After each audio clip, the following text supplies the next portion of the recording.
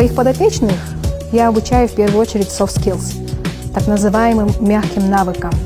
Конечно же, самая волнительная часть – это когда одна из моих менти, девочек, расплакалась, и она нашла себя. Вот она себя считала, вот свою роль или свое мнение, высказывание своего мнения второстепенным. И тут, когда рассматривали этот кейс, она нашла себя, в себе личность и начала развиваться, и она расплакалась. Что хотелось бы сказать, когда развиваешь вот такие вот навыки, да, взращивая лидерский потенциал, то видишь, как девочки растут над собой, находят себя. Для меня, как для ментора, успехом является видеть то поколение девушек, которые выросли над собой. Это те будущие мамы, которые в будущем могут вырастить достойное поколение через воспитание своих детей.